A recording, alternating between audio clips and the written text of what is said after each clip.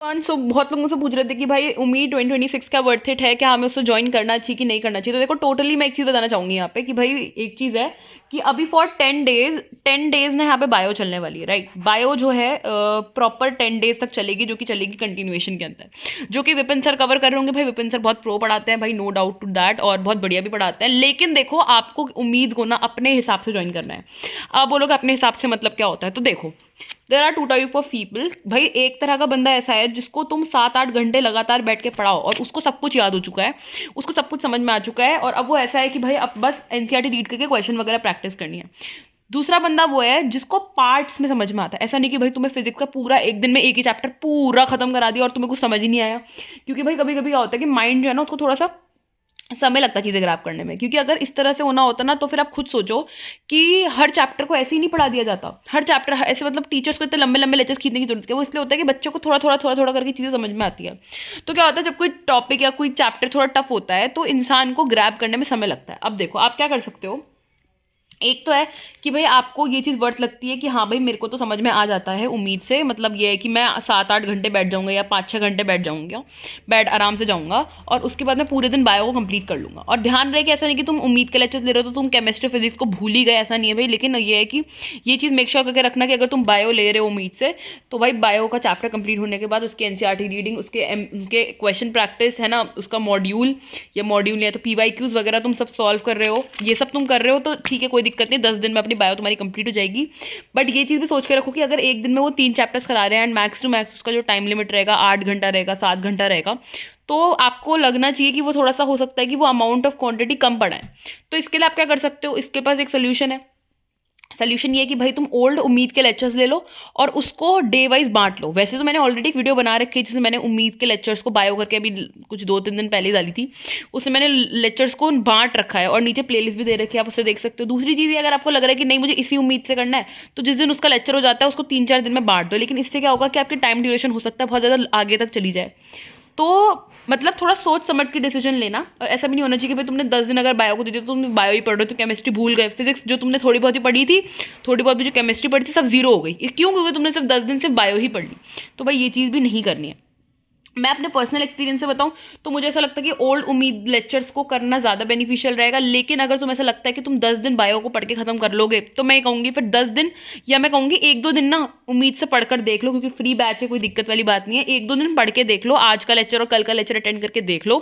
अगर तुम्हें लगता है कि तुमने टाइम वेस्ट करा है बैठ के, तुम्हें कुछ ज़्यादा खास याद नहीं आ रहा, तो फिर तुम उसके आगे कंटिन्यू मत करना। फिर तुम जो मैंने वीडियो में प्लानर दे रखा है ना, उस प्लानर को भाई आंखें बंद करके फॉलो कर लेना, क्योंकि वो प्लानर भी तुम्हें वहीं तुम्हारी मंजिल तक पहुंचा देगा आराम से, ठीक है। तो ये चीज़ तुम मेक श्योर करके रखो, और ये चीज़ दिमाग में रखो कि भाई ऐसा भी नहीं है कि तुम अगर सिर्फ उम्मीद पर ही रिलाय कर रहे हो, तुम खुद से कोई मेहनत नहीं कर रहे हो, तुमने सोचा लेक्चर देख लिया भाई अब बहुत हो गया, ऐसा नहीं होना चाहिए। भाई क्वेश्चन प्रैक्टिस और एनसीईआरटी रीडिंग वगैरह लगाते रहनी चाहिए, अपनी चीज़ें करते रहना।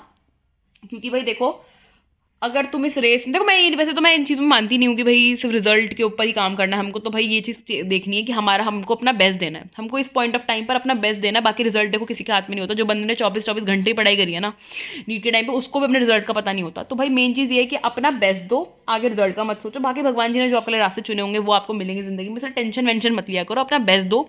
बट ये चीज़ ध्यान में रखना कि भाई अगर तुम्हें लगता है कि तुम 8 घंटा लगातार बैठकर पढ़ सकते हो, तो तुम भाई अभी मैं कहूँगी कि उम्मीद ज्वाइन कर लो।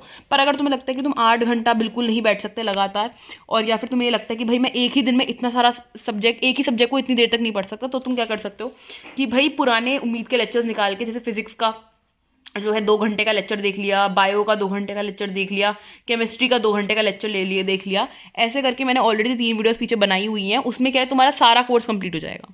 तो 2-3 तरीके हैं। अगर तुम्हें लगता है कि यही उम्मीद 2026 से ही करना सही रहेगा, तो भाई ऐसा कोई खराबी नहीं है, टीचर्स एकदम टॉप नॉच है, कोई दिक्कत नहीं है।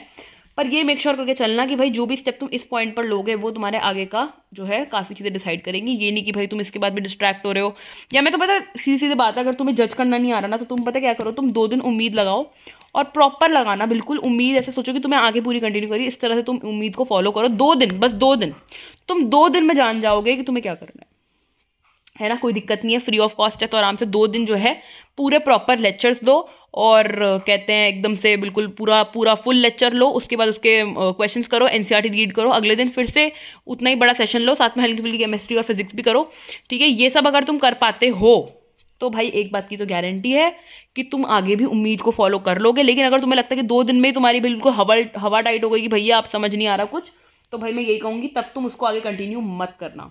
बाकी चॉइस इज़ योर्स, है ना, अपने हिसाब से देखो और ढंग से एनालाइज करो। और हाँ, नीचे कमेंट में ज़रूर लिखना कि आप लोग आगे उम्मीद को फॉलो करने वाले हो या क्या फॉलो करने वाले हो। और देखो, डरना बिल्कुल नहीं है, ऐसा बहुत ज़्यादा हाइप आउट मत हो कि भाई डर लग रहा है, डर कुछ नहीं है। अपना बेस्ट दो, बस अपना बेस्ट दो, बस बाद में नीट के पेपर के दिन रिग्रेट नहीं होना चाहिए कि मेरे को कर लेना चाहिए था। अभी इतना समय है कि चीज़ें विल वर्कआउट, चीज़ें हो जाएंगी, जीरो से स्टार्ट करो तो भी हो जाएंगी चीज़ें। इससे डरना नहीं है, बिल्कुल भी इसे पैनिक नहीं होना।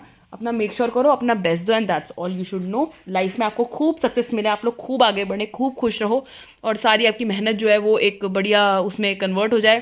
ठीक है, सबका फल मिल जाएगा, चिंता मत करो। मेहनत कर रहे हो ना, देखो मेहनत शायद तुम्हें नीट में ना दिखे, ना इसमें ना दिखे, उसमें ना दिखे, लेकिन एक बात याद रखना कि मेहनत एक कर्मा है, वापस लौट कर ज़रूर आता है, तुम्हारे पास भी आएगी। इसलिए अपना बेस्ट दो, बढ़िया दो और उसके बाद रिजल्ट की कोई चिंता मत करो। ठीक है, बाकी ईश्वर ने जो आपके लिए रास्ता चुना होगा ज़िंदगी में वो आपको मिल जाएगा, बस अपना कर्म करना नहीं छोड़ना हमें।